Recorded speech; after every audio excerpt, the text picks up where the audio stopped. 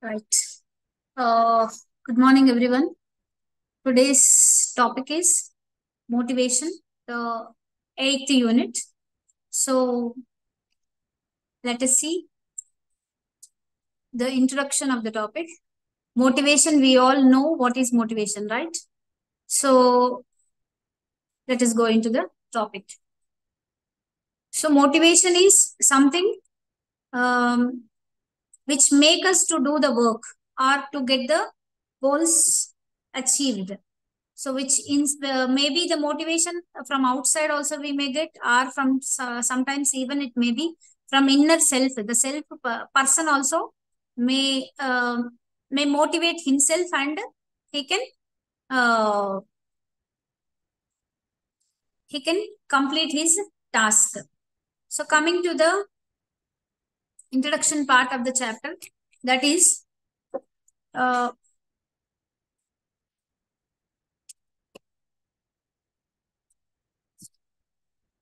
right. Every human action is result of a need or desire. We all know that every action of human being is either it is because of the need or any desire that we are having. So one experiences a sort of mental discomfort, or as long as that need is not fulfilled or he is not satisfied. So until that is fulfilled, the person will be having one zeal to do the action, some or the other action to complete his uh, task. So therefore, when we relate this to the when we relate the motivation to the organization, here the manager's duty is it is to create the stimulus that causes a need which initiates action leading to satisfaction. So the manager has to give a task so that it has to initiate that action in the employees, which leads to the satisfaction. The self satisfaction is the ultimate thing for any human being. So this should be a repetitive process, and not only for one day or for some a certain period of time, but this should be the repetitive process. And all this is called motivation in the management. When the manager is ready to give the task and ready to handle all the issues faced by the employee, and like this, he has to be continuously motivated so that the person will be achieving his task and goal what has to be finished.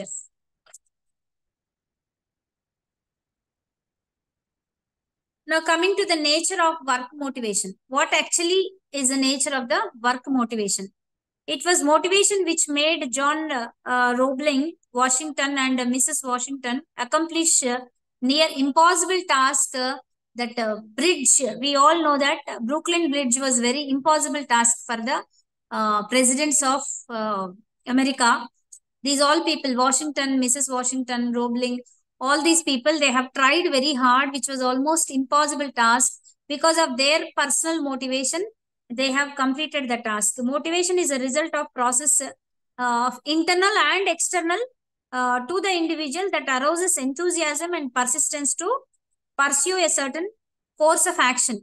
Any action, if they want to do, if they have to do, some motivation is needed. A motive is an inner state that energizes, activates, or moves and directs or channelizes the behavior towards the certain goal.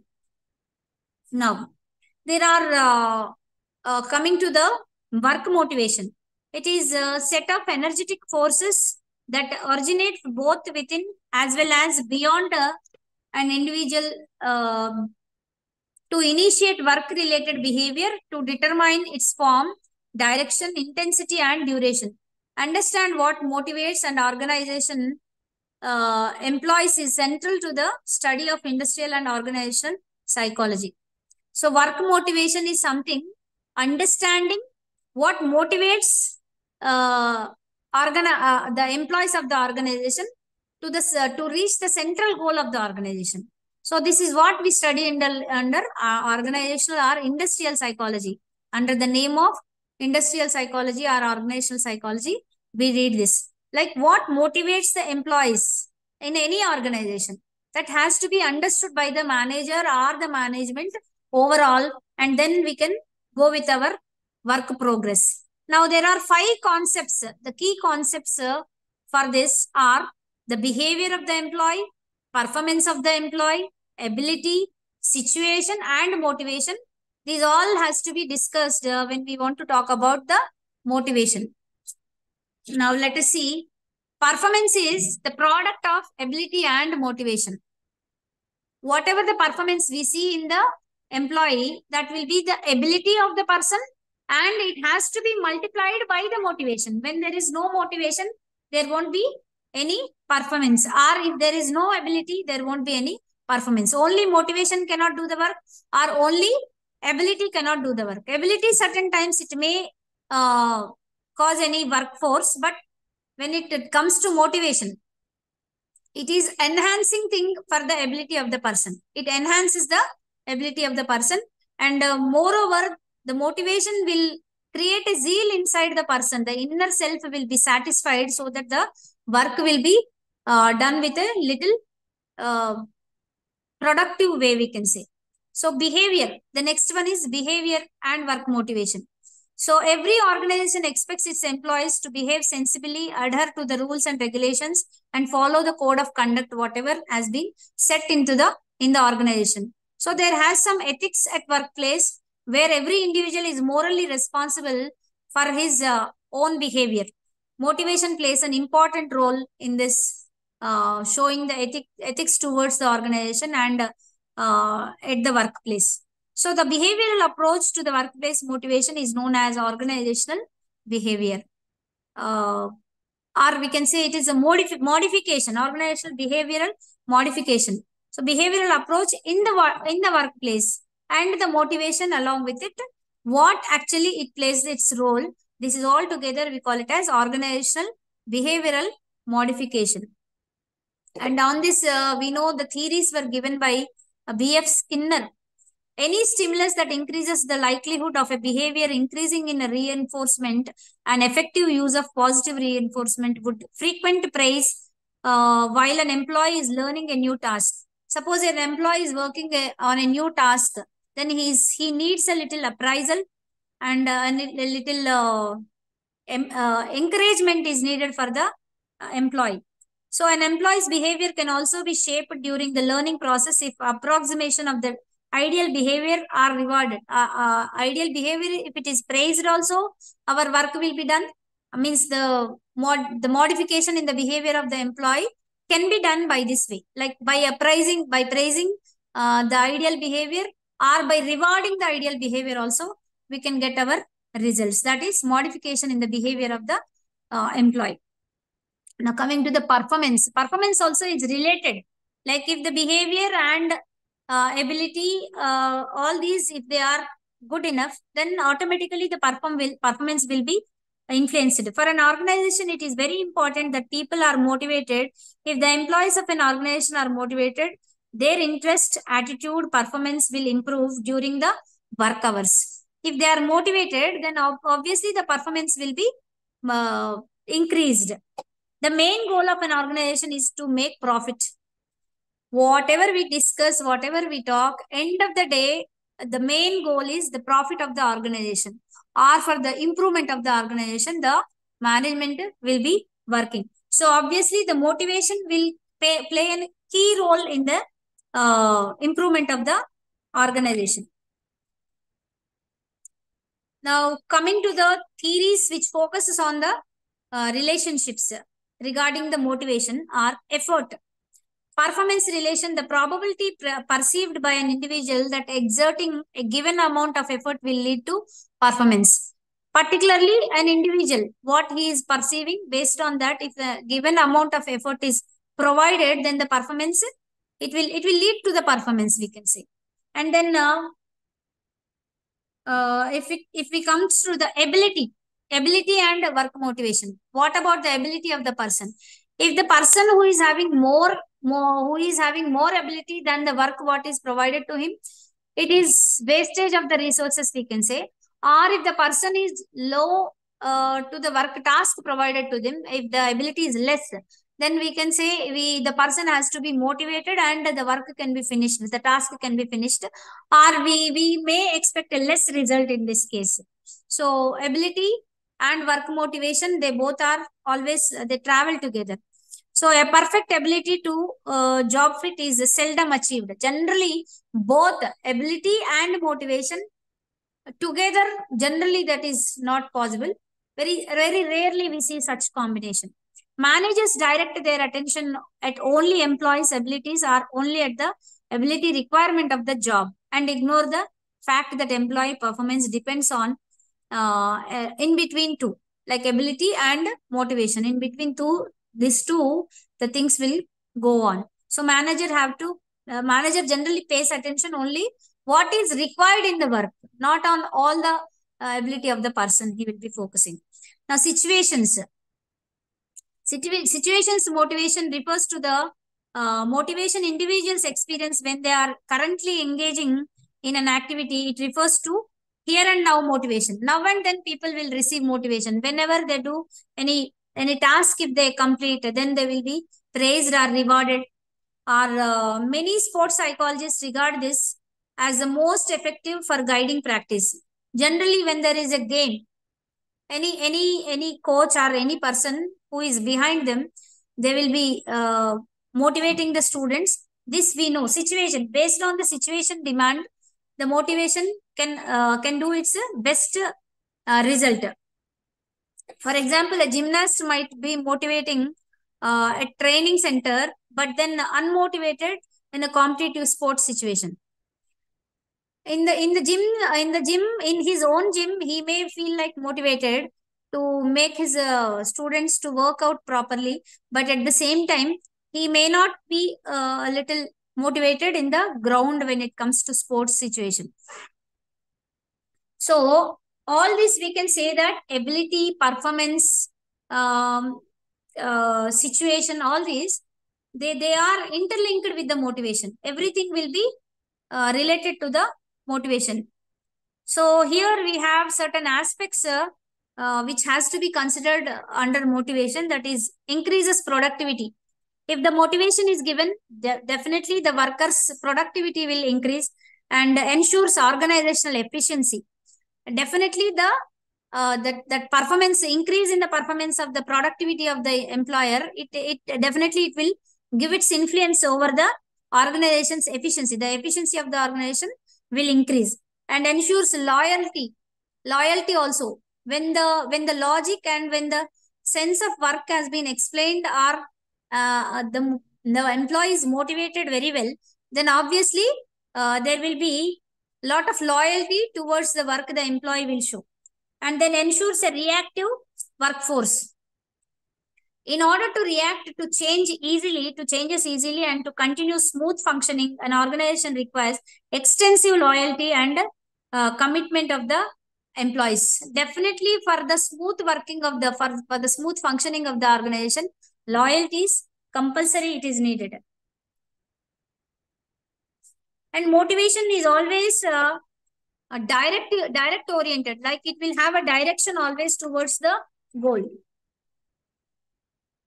We have one more topic to discuss, that is role of self esteem. If the self esteem of the person is low or if it is high, then also this also will be affecting the work premises or workforce, we can say. So self esteem encompasses beliefs about oneself, whether I am unloved, I am unworthy, or I am worthy, as well as emotional states such as triumph, despair, pride, shame.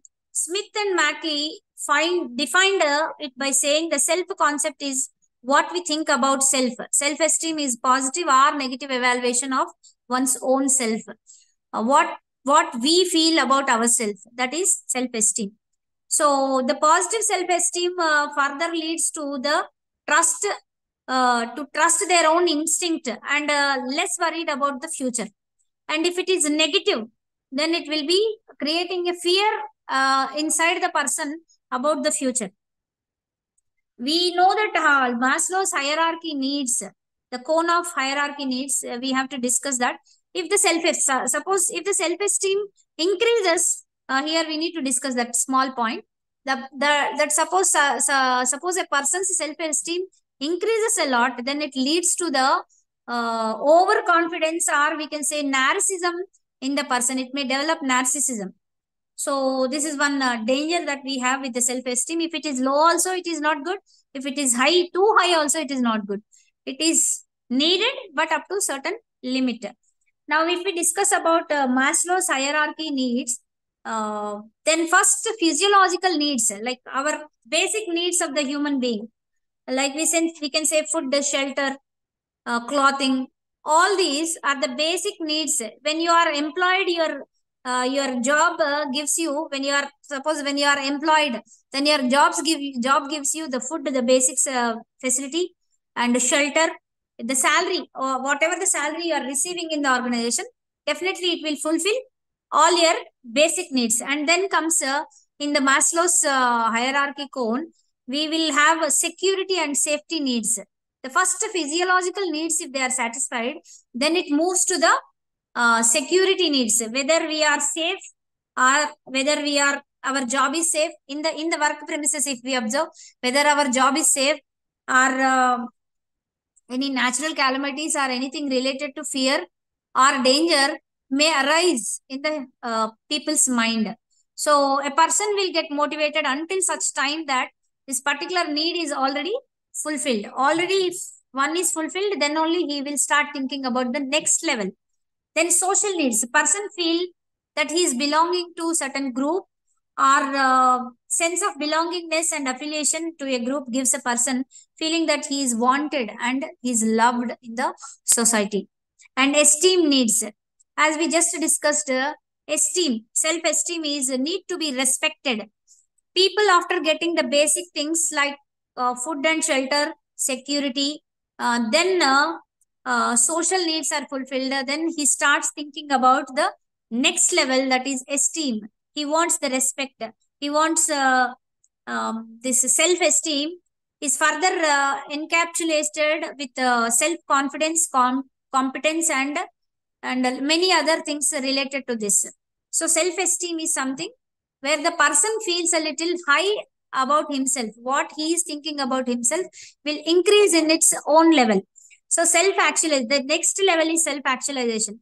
Once the highest task is reached, once the highest goal is reached by the person, then he starts thinking that, yes, my final goal I have set and I have reached. So success will bring the realization of his dreams. Like a person's desired reach that certain level of success, then it has been mm, longing for several years. If suppose if he is longing for several years of something, then if it is achieved, then the person feels that he is satisfied, or self-actualization, we can say this one. How self-esteem and motivation interrelated with each other? Actually, how these two are interrelated to each other, self-esteem and motivation. If a person is working, suppose if you happen to see have a poor self-esteem, a little improvement in this aspect can take you to believe that you are not inferior when compared to other people. If the self-esteem is at a stronger level, you will not feel low when you are compared to the other person. If the self-esteem is low, suppose, then you may feel that you are not competent, you are not eligible. Like these thoughts the person may get. So motivation always is needed to make the self-esteem maintained, to keep the self-esteem maintained. Now coming to the motivation is of two types, intrinsic and extrinsic. Intrinsic motivation is which comes from inside. Intrinsic motivation comes from inside. The person himself, he will have his own goals, and he will be rewarded with that goals, with that accomplishment of the goal. And by doing certain work, if he feels that he will be rewarded, or his goals, his personal goals will be fulfilled, like that he will be self-motivated to do the work. This is intrinsic motivation, we can say.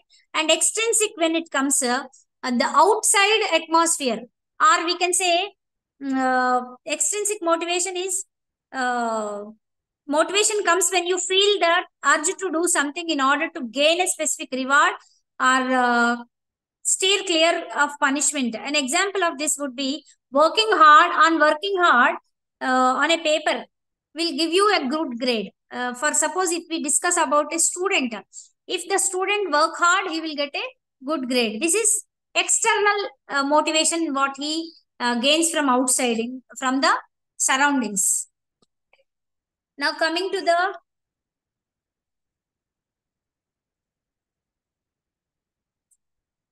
So we have a Thomas model of which proposes that intrinsic motivation is achieved when people experience feelings of choice, competence, meaningfulness, and progress. He defines the components as follows: choice, competence, meaningfulness, and progress. Choice, what he select, the task what he select, and competence, accomplishment, what you feel skillfully performing the task activities, and meaningfulness, opportunity to pursue a worthy task purpose or a purpose that matters in a large scheme of things. And then progress, you are making a significant advancement in achieving a task purpose.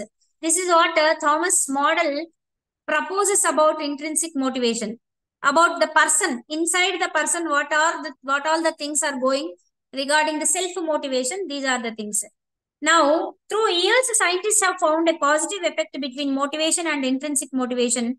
Managers can use this information to effect in their to give that to bring the change in their organization. Now, coming to the need for achievement in the development of work motivation. What is the need for the achievement in the development of work motivation? What is the need actually? So, if we discuss this, now, the need for achievement is an important determinant of aspiration, effort, and persistence. When an individual expects that his performance is going to be evaluated in relation to some standard of excellence, such behavior is called achievement oriented.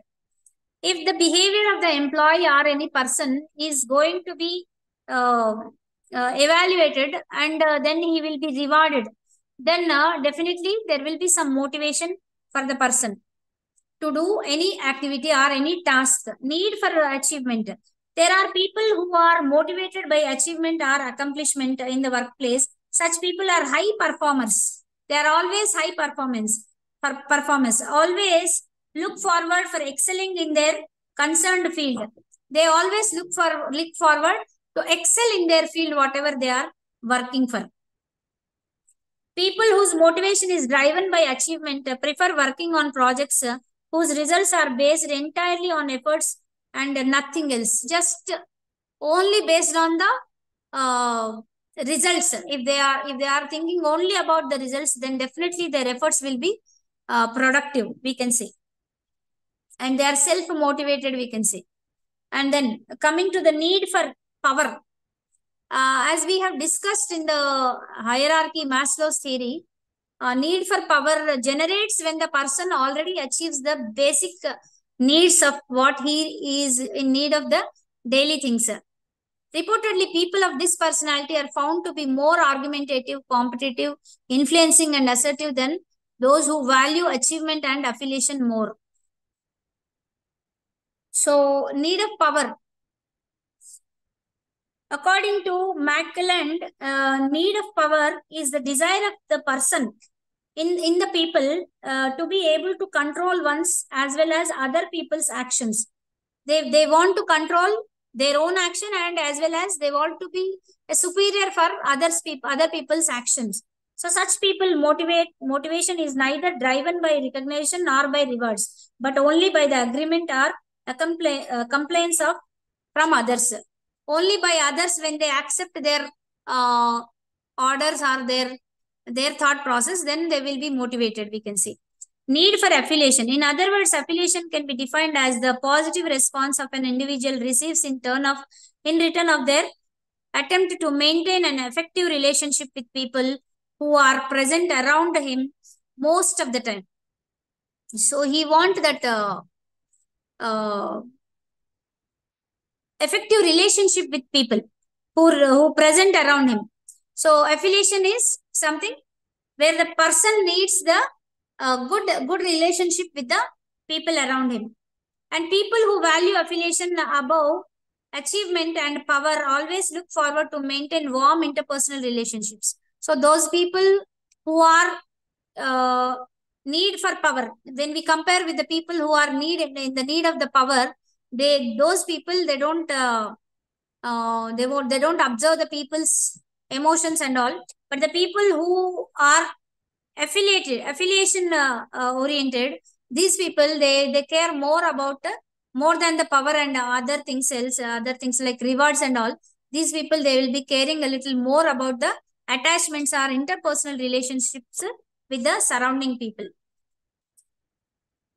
And implications of achievement theory of motivation. The workforce is composed of employees with different nature. The employees must identify or recognize these natures so that they could properly motivate employees and extract the best work from them. So, what is the this one, like major task of the motivation is they have to get the good, means extract the best from the workplace.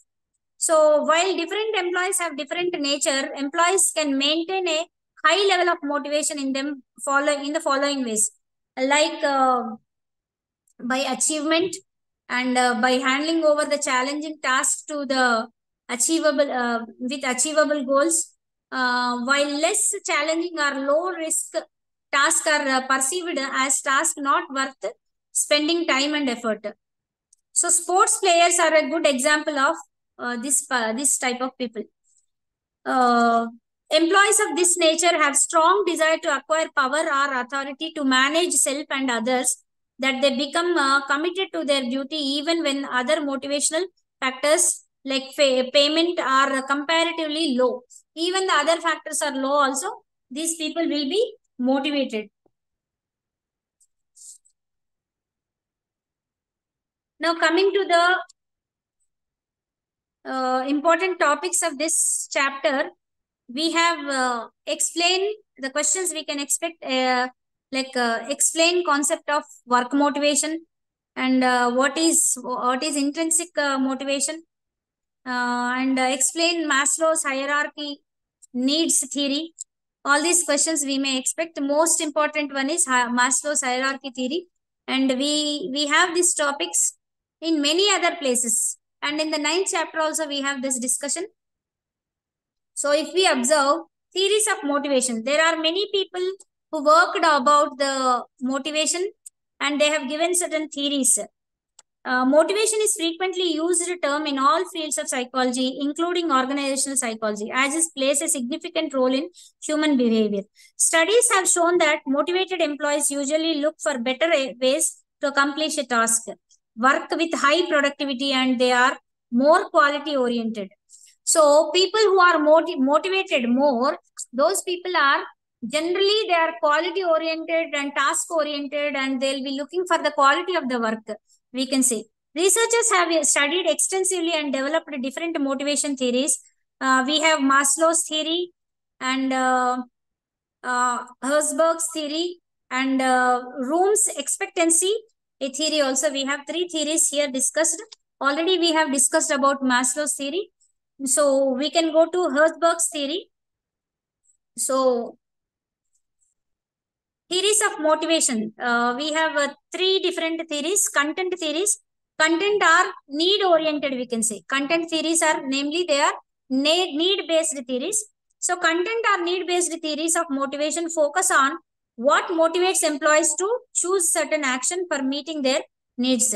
These emphasize the factors within the individual that energize, direct, sustain, and stop behavior. They explain the specific needs that motivate people. Need theories are based on the premise that people are motivated by unfulfilled needs. Generally, unfulfilled needs of the people will motivate them to take the higher or the more than their capability. They will be taking the task. So, content theories are based mostly on the needs of the people. If they are not satisfied with their needs, then they will set their task a little higher. And then process theory. Process theory is we can call it as content theory. If the basic things are fulfilled, then they will go for the contentment or self satisfaction, we can say. So this is called process theory.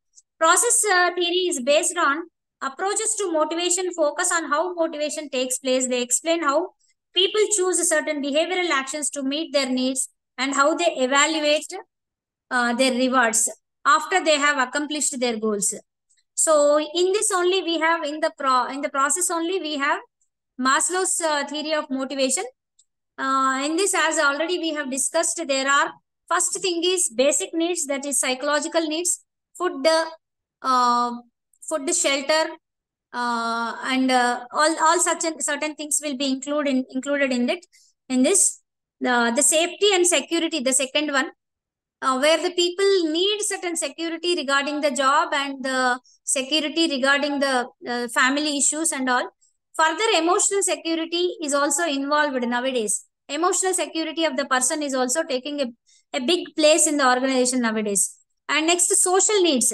Person want to be involved or as to be, he want to be a part of one organization or part of one group. He want one social security here, we can say. So he want to feel like I am one group person, or I am loved by the society. I am included. I am involved in any of the group in the society. He want to feel that.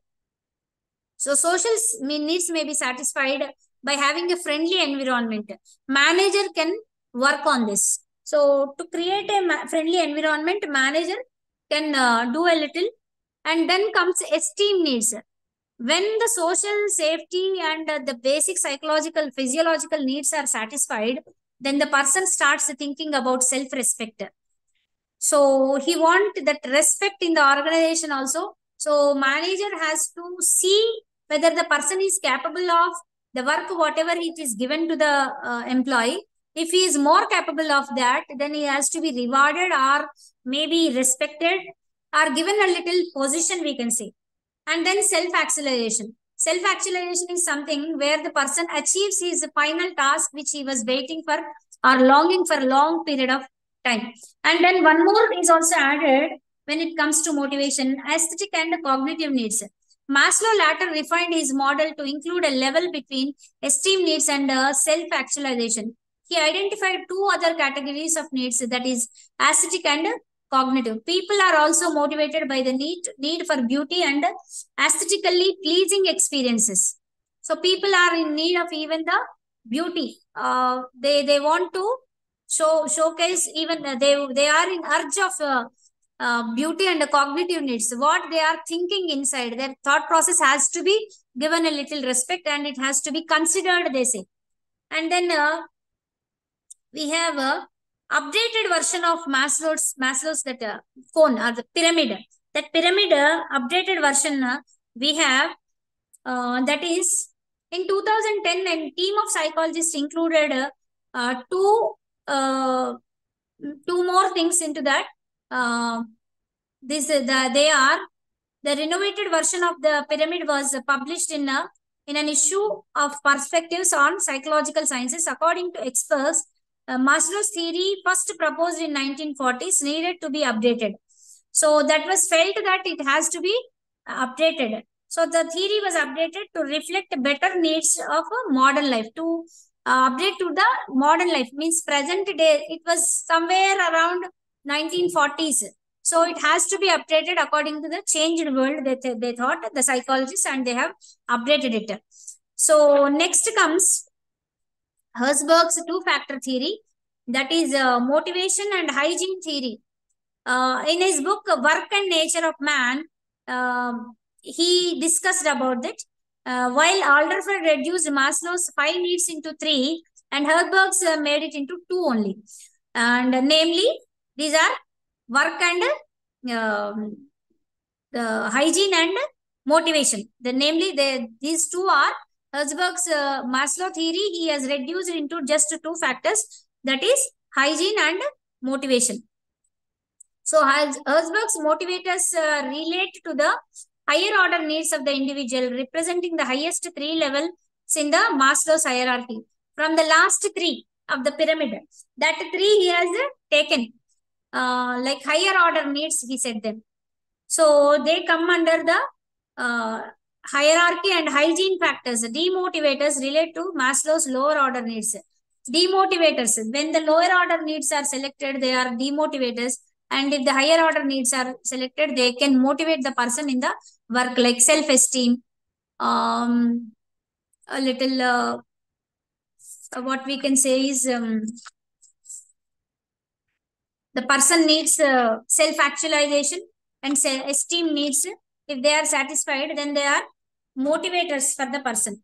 Herzberg believed that removing the factors causing dissatisfaction in the workplace does not automatically cause satisfaction. He said that employees need to take care of the factors which positively increase satisfaction. So employers means the management or the manager has to take care about the satisfaction of the person, not only what are dissatisfying. To remove them is not only the solution for that, but what are giving the satisfaction, that are also to be taken care, Herzberg mentions. So Herzberg postulated that humans have two sets of needs. Lower level needs as an animal to avoid pain and deprivation, and higher level needs such as human being to grow psychologically. So these two, he has classified them as two orders, higher one and lower one. Higher one will be about the contentment, satisfaction, self-esteem and all, and lower ones will be the basic needs. And he described, Hesberg proposed that the job satisfaction and dissatisfaction are not opposite ends of the continuum, but rather represent into two distinct variables which are described below. Hygiene factors are dissatisfiers, we can say salary and benefits, and work conditions, policies and administrative practices, supervision, relationship with the boss, job security, relationship with co-workers, and promotion. All these factors, these are the variables that can be guiding the hygiene factors, are they can be called as dissatisfiers, where the employee may dissatisfy. These are the factors.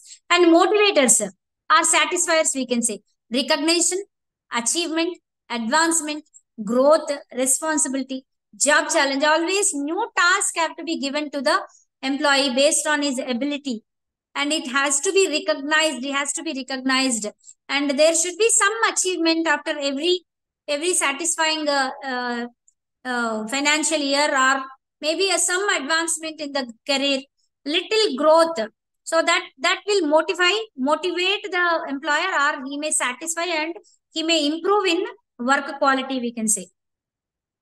So here we have Room's expectancy theory. While theorists like Maslow and Herzberg focused on needs, Victor Room, the proponent of expectancy theory, focused on outcomes.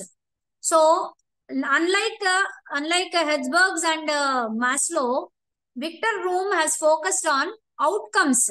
After the work accomplishment, what are the outcomes that are going to motivate the worker, he said. So Room's expectancy theory is based on the assumption that an individual behavior results from the choices made by him with respect to the alternative courses of action. This means an individual consciously chooses a certain behavior over the other behaviors with an expectation of getting the desired outcome or reward. What he is going to achieve, or what he is going to be rewarded after the accomplishment. Based on that, he will choose the work what he want to do. So his prior work is motivated by the later reward or the outcome. So Room theory has its roots in the cognitive concept, how an individual processes different elements of motivation. Expectancy theory is classified as a process theory of motivation, and because it emphasizes individual perception of the environment and subsequent interactions arising as a consequence of personal expectations. This theory mainly relies upon extrinsic motivators to explain causes for behavior exhibited in the workplace. So whatever the behavior is exhibited by the worker at the workplace, it depends definitely on the extrinsic factors that he mentioned it as outcome or the reward, what he is going to expect after completing the work. So expectancy theory is based on three concepts, namely instrumentality, valence, and expectancy. So valence, expectancy, and instrumentality's product is motivation. Our motivation is equal to the valence, expectancy, and instrumentality. So whatever these topics, what he said about valence, expectancy, and instrumentality, let us see. So it is believed that increased effort will lead to increased performance. So expectancy, increased uh, effort will lead to increased performance. This is the common expectancy. The belief depends on individuals' past experience, self-confidence. So, and the perceived difficulty to the performer of the performance or goal. So, having the high right resources available, how they are going to be affected. Having the right skills to do the job and having the necessary support to get the job done, and self-efficacy. Persons believe about their ability, how they believe that they are able to do, or whether he is a successful person or not. Goal difficulty. When goals are set too high or performance expectations that are made too difficult, then also it may face a little problem. So instrumentality. Next comes instrumentality. It is a belief that if you perform well, that a valued outcome will be received. So this reward may present itself in the form of a pay increase, promotion, recognition, sense of accomplishment. All these instrumentality means showing something that you are going to get this if you do this work perfectly or something. So it is about instrumentality. And then valence. It is a value or importance that an employee gives to a particular reward. Example, if someone is mainly motivated by money, he or she might not value offers of additional time off or leave. If he is, like for example, if he is motivated by external or additional pay, then he may not be considering the other things like leave, time, additional pay, additional time off. All these things he may not consider. And rooms theory applications. There are certain applications of rooms theory in organizations. Putting in more effort will lead to better performance. Better job performance will lead to reward, such as increase in salary. The reward match the interest of employees, or rewards are valued by them. So if an employee believes that any one of the following is true, my increased effort will not increase my performance, then also he may not be motivated. My increased performance will not increase my rewards, then also he may not be motivated. And I don't value the rewards of an offer. Rewards on offer. I don't value anymore all these things. Then also it may not. Expectancies are when they are not meet, then obviously the motivation is going to demotivate them. And Rome's theory makes clear that leaders or organizations need to provide rewards that individuals value. So based on these all concepts, managers or the organizations, they have to remember one thing, that they have to provide the rewards which they value, and set achievable targets for the individuals. If the targets are too high for the achievers, then also it may not be working. And provide promised rewards to individuals. If something is promised, then they have to be accomplished. Otherwise, there won't be any belief system in them. So in this, we can expect the questions like, what is motivation? And explain two-factor theory of motivation of Asberg, and then application of Room's theory in organization, and content theory of motivation, and process theory of motivation, and Maslow's theory of motivation. So such questions we may expect in this chapter. Let us meet in the next class, that is tomorrow, with the 10th chapter. Okay, thank you for today. We'll meet in the next class.